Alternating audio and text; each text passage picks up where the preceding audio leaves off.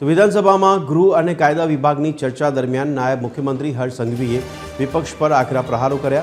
હર્ષ સંઘવીએ જણાવ્યું કે ગૃહ વિભાગ ગુજરાતની 6.25 કરોડ જનતા માટે સુરક્ષાની ઢાળ છે। તેમણે ગુંડા તત્વોને કડક ચેતવણી આપતા કહ્યું કે અગાઉ જેમને છાવરવામાં આવતા હતા તેમને હવે શોધીને જેલના સળિયા પાછળ ધકેલી દેવાયા છે। રાજ્યનો વિકાસ, સુરક્ષા અને શાંતિ પર ટકેલો છે। સાથે તેમણે વિપક્ષને વર્ષ 2027ની ચૂંટણીમાં ટકી રહેવા માટે કટાક્ષ સાથે શુભેચ્છાઓ પણ પાઠવી।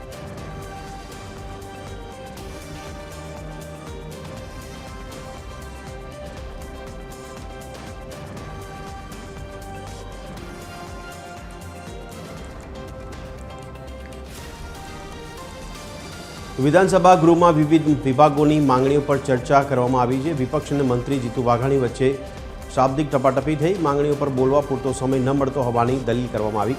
કોંગ્રેસના અમિત ચાવડા અને શૈલેષ પરમારે ઉઠાવ્યો વાંધો। સભ્ય બોલતા હોય ત્યારે વચ્ચે મંત્રી બોલે અને 2 મિનિટ ઓછી થાય, પ્રોરેટા પ્રમાણે સમય ફાળવવાનું કહીને અધ્યક્ષે મામલો શાંત પાડ્યો।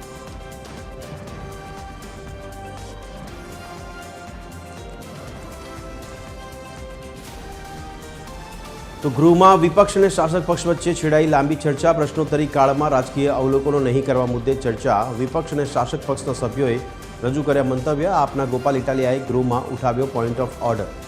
તો પ્રશ્નોત્તરી કાળમાં માત્ર પ્રજાના પ્રશ્નોને જ પ્રાધાન્ય આપવા કરી માંગણી।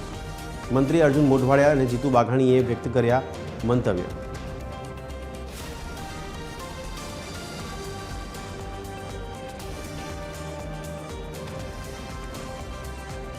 તો વિધાનસભા અધ્યક્ષે કોંગ્રેસના ધારાસભ્યને અંતિમ ચેતવણી આપી। અધ્યક્ષે ધારાસભ્ય કાંતિ ખરાડીને નામજોગ ઠપકો આપ્યો।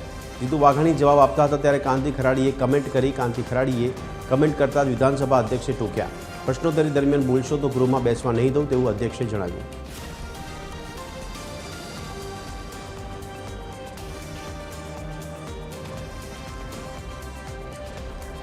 વિધાનસભા ગૃહમાં T20 વર્લ્ડ કપની ફાઇનલ મેચની ટિકિટ ન મળવાની ધારાસભ્યોની રજૂઆત બાદ વિવાદ સર્જાયો। વિવાદ બાદ ધારાસભ્ય અરવિંદ પટેલે ખુલાસો આપ્યો। અરવિંદ પટેલે જણાવ્યું કે બજેટ સત્રમાં મારો વિષય રમતગમત પર ચર્ચાનો હતો। મારી રજૂઆત હતી કે રમતગમતના વિષયમાં પારદર્શક વહીવટ છે। પારદર્શક વહીવટ હોવાને લીધે જ અમે ધારાસભ્યો હોવા છતાં અમને ફાઇનલ મેચની ટિકિટ ન મળી। વધુમાં અરવિંદ પટેલે કહ્યું કે તાત્કાલિક જ ટિકિટનું વેચાણ થઈ જવું એ દેખાડે છે કે યુવાનોમાં કેટલો ક્રિકેટ પ્રત્યેનો ક્રેઝ છે।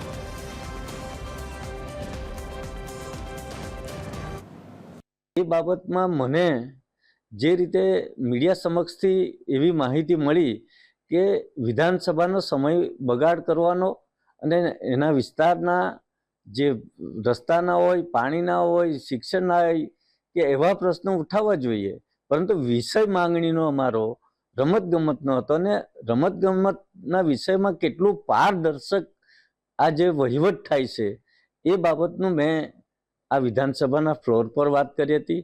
અને ટિકિટ બાબતમાં એ તો એક વસ્તુ છે કે ધારાસભ્યો અમે છે તો એ પણ અમને ટિકિટ નથી મળી એ કેટલું પારદર્શક વહીવટ કરે છે એ બાબતનું વિધાનસભાના ફ્લોર પર મેં જાણ કરી। એનું આજે આ મીડિયા સમક્ષ તમને મારો ખુલાસો પણ કરું છું અને એ જે સાચી જે વાત છે એ લોકો સુધી પહોંચે એ જ નમ્ર વિનંતી છે।